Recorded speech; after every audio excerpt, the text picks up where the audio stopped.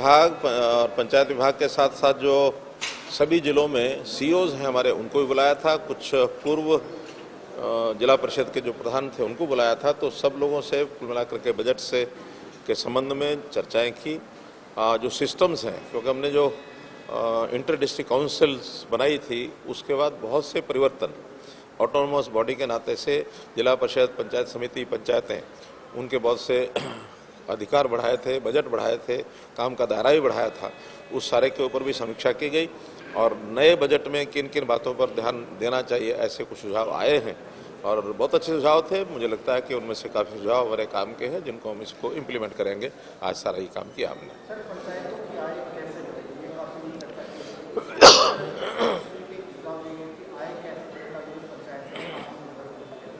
देखिए, बहुत से विषयों का प्रावधान हमारे यहाँ संविधान में भी दिया गया है और प्रदेश की ओर से हम रिकमेंड भी कर सकते हैं कि कुछ चीज़ों के इनकम के बढ़ाने के रास्ते बनाए जा सकते हैं, लेकिन वो प्रदेश की ओर से एक रिकमेंडेशन होती है। उसमें डायरेक्शन तो पंचायतें खुद इंडिपेंडेंट हैं, चाहे पंचायत हो, जिला परिषद, पंचायत समिति की, अपने यहाँ किस प्रकार की इनकम बढ़ाने में कौन सा वो चार्जेज लगा सकते हैं, कौन सा असेस लगा सकते हैं, कौन सी लाइसेंस, कौन सी फीस लगा सकते हैं।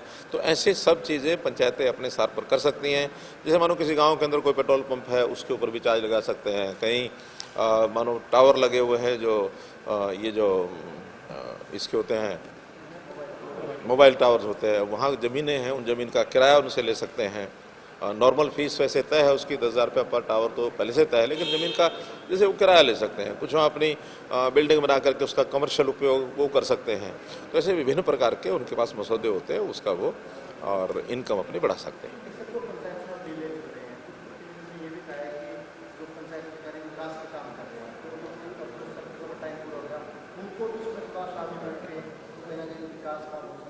क्योंकि पंचायतों का चुनाव का जो विषय है कोर्ट में अभी उलझा हुआ है, लगता तो है मुझे कि जल्दी उसका कोई ना कोई निर्णय हो जाएगा और निर्णय होने के बाद पंचायत चुनाव भी होंगे।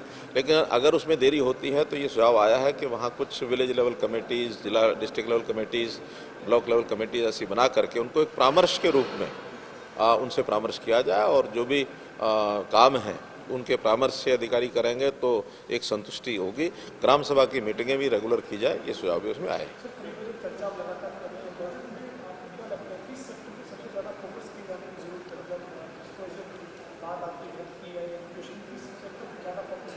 देखिए, इस विषय में अभी कुछ कहना ठीक नहीं है क्योंकि सभी विभागों से बजट की चर्चाएं चल रही हैं और अभी तो काफ़ी और भी विभागों से बातचीत होनी है। हेल्थ के नाते से भी होनी है। आज सायंकाल एग्रीकल्चर के विषय को लेकर के भी है। इसी प्रकार से बाकी सब विषयों पर जब चर्चा हो जाएगी उसके बाद ही कुछ तय कर पाएंगे कि किस पर ज़्यादा फोकस करना, किस पर नहीं करना है। और बहुत सी चर्चाएं ऐसी हैं कि जो बजट बनाने वाली जो कमेटी है, फाइनेंस के हमारे लोग हैं, उनके सुझाव आएंगे और फिर उसका रूप दिया जाएगा। इसलिए बजट जब पेश होगा उस समय सारी चीज़ें स्पष्ट होंगी।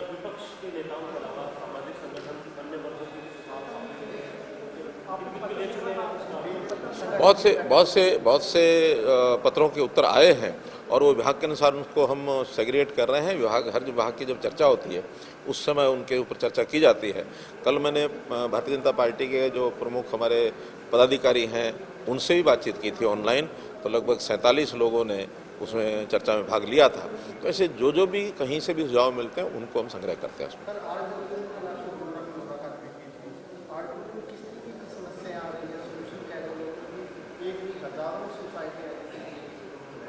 देखिए, कोई विषय पहले कभी नहीं आया था, जो कि एक जगह हुआ है वो एक्सीडेंटल भी हो सकता है, किसी की कमी के कारण से भी हो सकता है, उसके अंदर कोई फॉल्ट भी मिल सकता है।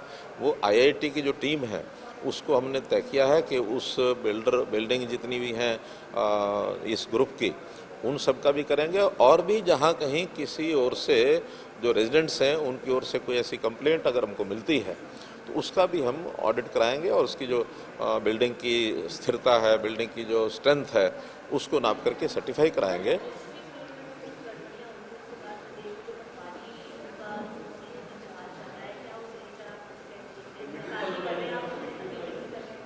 देखिए, इन्वेस्टिगेशन उसकी तो होनी होनी है। अगर कोई हमें शिकायत मिलती है तो शिकायत की निश्चित रूप से उसका निवारण करना जरूरी है, और कोई दोषी होगा तो उसके खिलाफ कार्रवाई भी होगी।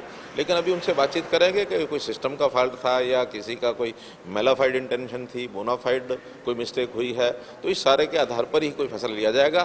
बोनाफाइड मिस्टेक होने में से तो रास्ते निकल सकते हैं, लेकिन मेलाफाइड इंटेंशन है तो ज़रूर दोषी करार दिया जाएगा और उसके खिलाफ कार्रवाई की जाएगी।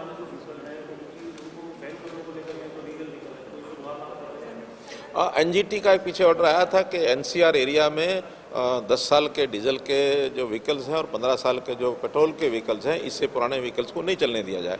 इसकी शुरुआत हमने गुड़गांव से की है। जो वहाँ पर ऑटोज़ हैं, उन ऑटोज़ को लगभग 5000 ऑटोज़ ऐसे हैं जो इस श्रेणी में आते हैं। उन लोगों को बुला करके उनकी यूनिट्स से बातचीत की है और एक विकल्प दिया है उनको कि अगर वो इसकी जगह नया अपना व्हीकल लेते हैं जो ईवी व्हीकल होगा, तो उसके ऊपर लगभग 80,000 का उनको लाभ दिया जाएगा पुराने व्हीकल के ऊपर नया खरीदने के लिए, और बैंक से उनको लोन भी कराया जाएगा। वो प्राय मान गए हैं सब कि हम 1 महीने के अंदर ये सब रजिस्ट्रेशन हम हमारा फॉर्म भर के और इसके ऊपर हम चलेंगे और हम सब अपने व्हीकल बदलेंगे। बहुत अच्छी वोटिंग हुई है। आपने देखा है कि उस वोटिंग में परिणाम जो निकलेंगे, वो जो मतदाता परिणाम देगा, उस नाते से उसको हम स्वीकार करेंगे।